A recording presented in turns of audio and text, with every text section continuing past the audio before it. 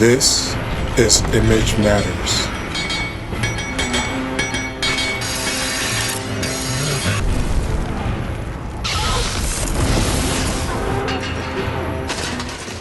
Today we investigate Peter Jackson's The Lord of the Rings and the Hobbit trilogies.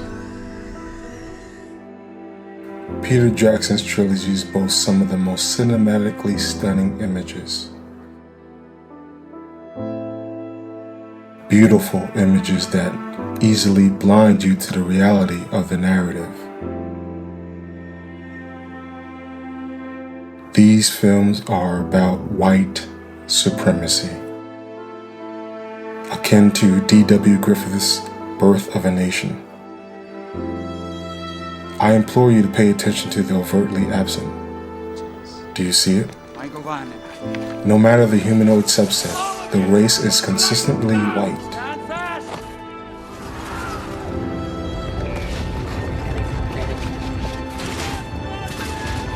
Pay attention to the intentionally characterized. What about this time? Do you see the characterization of black as savagery? A force worthy of destruction if it cannot be contained? In The Lord of the Rings, there is an ever-present threat lingering over the story. It cannot be opened. What proof do we have? The fear of the darkness, the black, Sauron and his legion of black-skinned beasts. Once seen, it is hard to unsee. Full of the bounties Every of character wine for and good ale, is of one single race. peaceful and prosperous. All would pay homage to him, even the great elven king. I don't take orders from orc. While the enemy of the good are all adorning a form of black. Prize.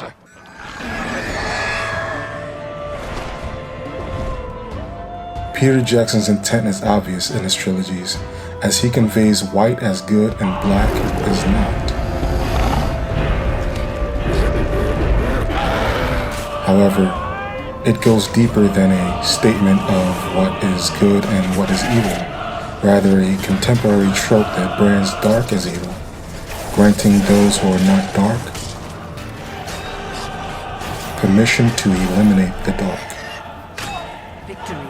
This theme persists throughout the 6 grand films. Darkness or blackness deserves to be extinguished.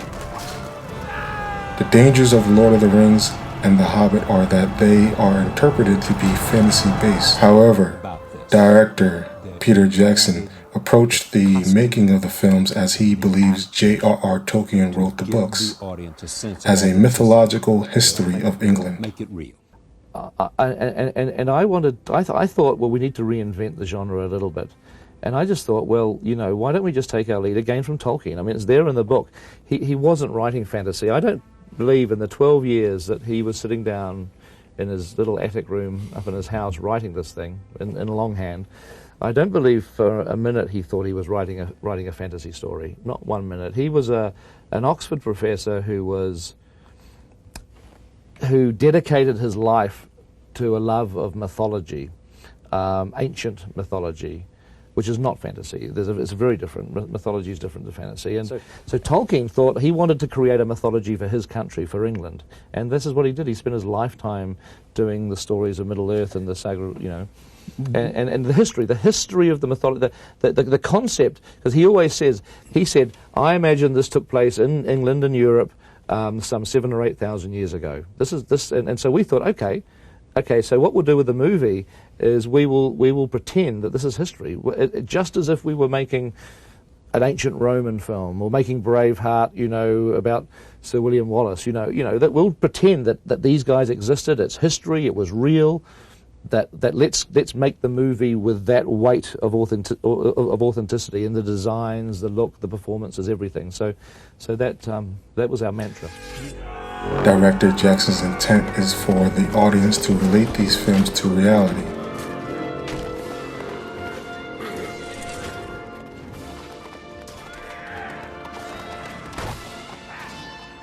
To relate the imagery to reality is to embrace the elimination of black-skinned people.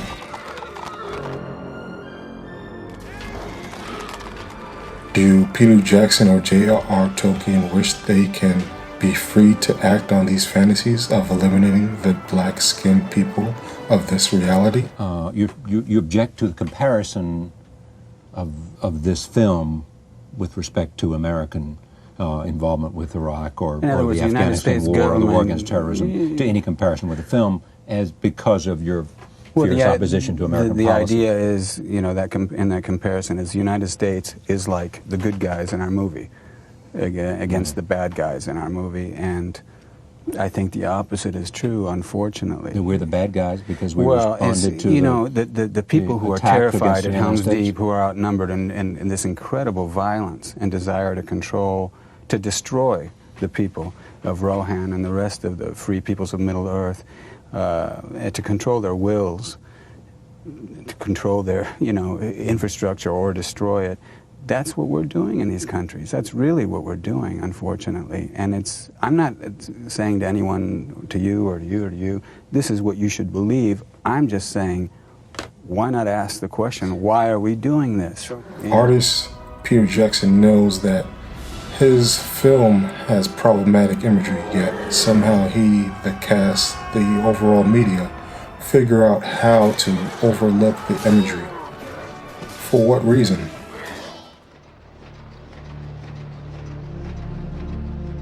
We have acquired so much expertise in this field during previous election campaigns that we can overcome our opponents.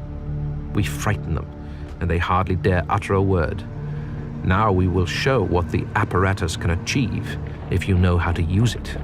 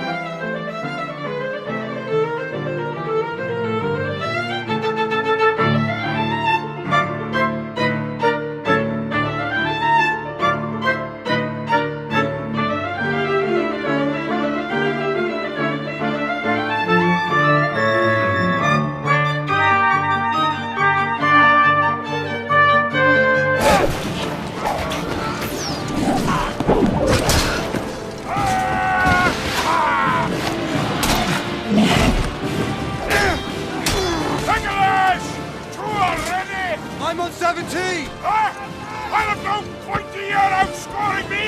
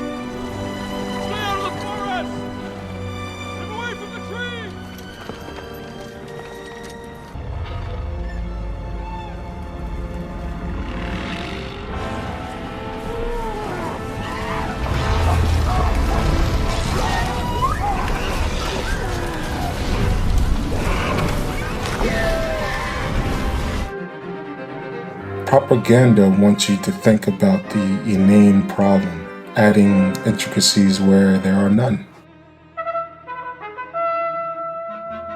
Humans have always been influenced by images, Images condition how one sees themselves and their perception of society.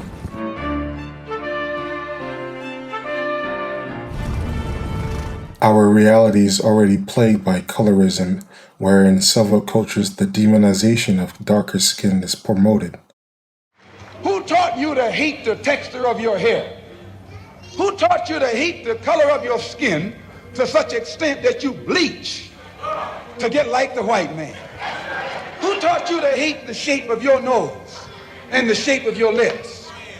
Often, cultures cast their darker-skinned people as low or at the bottom, prompting people to do whatever it takes to escape darkness. Casting people as subservient or unworthy is what has been used to foster contemporary genocides. The Nazi regime used their propaganda to encourage their genocide. Kill the others.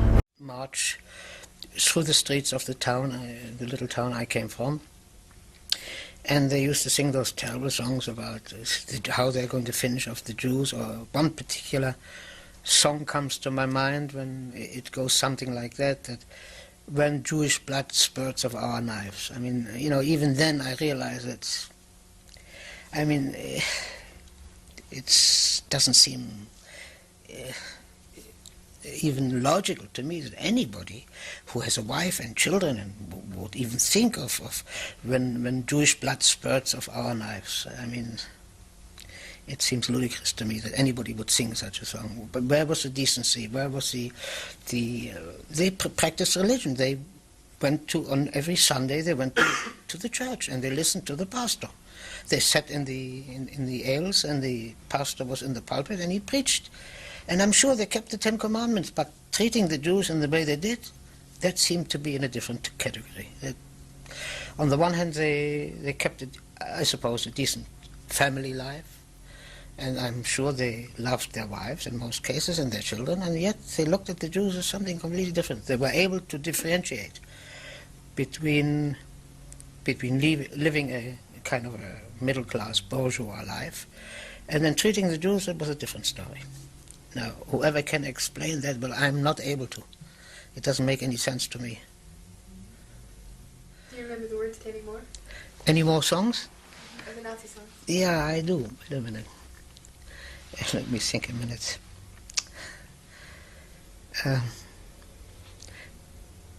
Yeah. Durch Groß-Berlin marschieren. We marched through Berlin. We fight for Adolf Hitler. The communists kill them one by one. Attention, keep the streets free, something of that sort. It's silly, stupid, really. Peter Jackson's The Lord of the Rings and The Hobbit are elaborate messages of hate and subjugation. Branded as works of hope and justice, these films are betrayed by their own imagery. These images condition a belief of white superiority and black inferiority, negatively impacting viewers of color and particularly black viewers. Go back to the abyss! Fall into the nothingness that awaits you and your master. Do you not know death when you see it, old man? This is my power. Damaging our ethnic image. These films also normalize the destruction of the black body, a trope that is popularized throughout all of media. A simple influx of diversity within their casting decisions coupled with an avoidance of the heavily black as bad color template, and these films would have been fine. Choices Peter Jackson should have made. The solution is twofold. First, artists must create non-biased, non-ignorant, more whole pieces of works. The current and future generations of artists must hold true to the ideals that can move our human culture forward. You have no power here. Us, the audience, must demand it. Our underrepresented communities must develop media industry to provide fuller imagery of culture, race, and ideals. Black images need to be controlled primarily by black people. Currently, there is at least a recognition of this concept, but we need to make it a reality. If I go, this will remedy the issue of other films being disrespectful or casting disrespectful images. Rohan is mine. Be gone.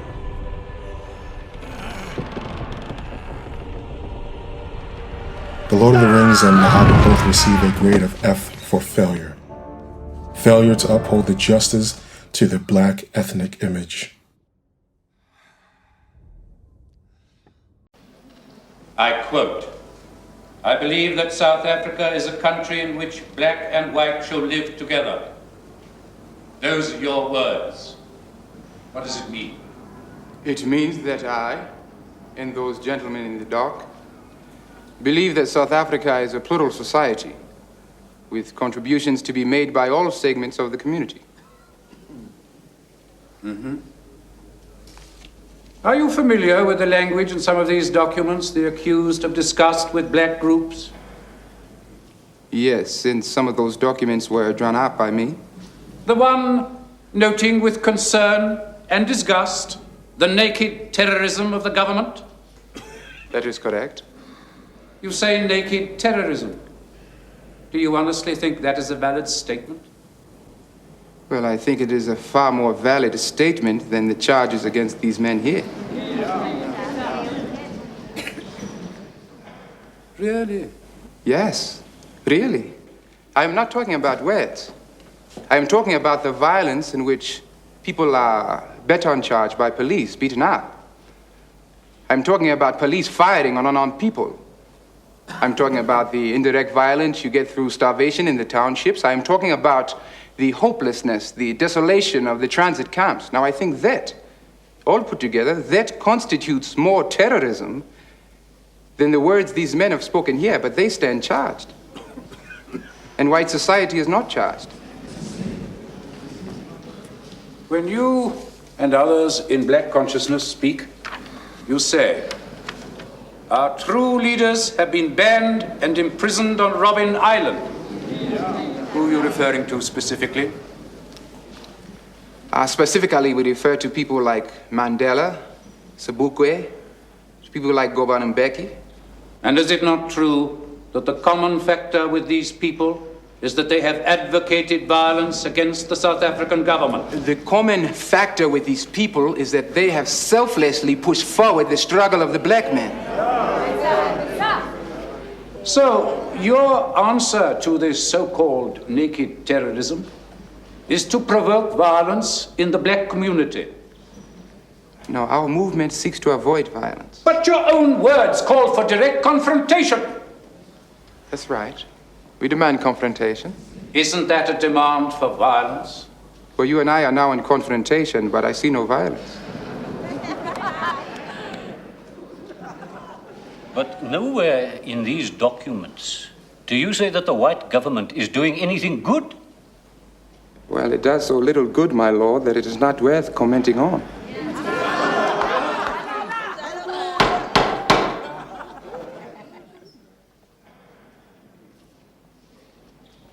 But surely that approach inflames racial hatred and anti-whiteism.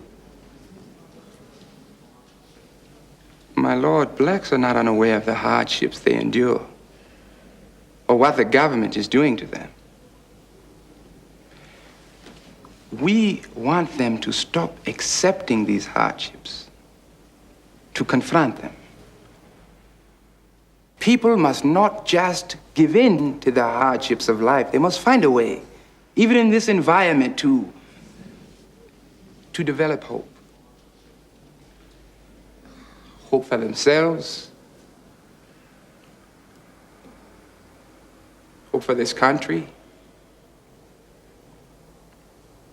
Now, I think that is what black consciousness is all about. Now, without any reference to the white man, to try and build up a sense of our own humanity, our legitimate place in the world.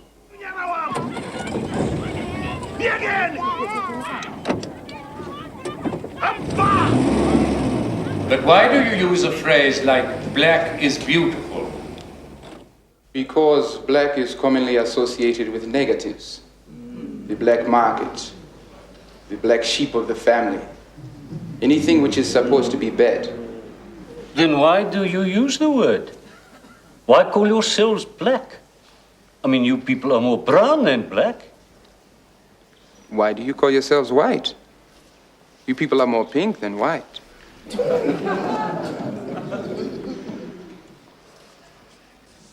Precisely. Disagree? Comment down below. Don't forget to leave a like, subscribe to Image Matters for more film and television breakdowns. Stay beautiful.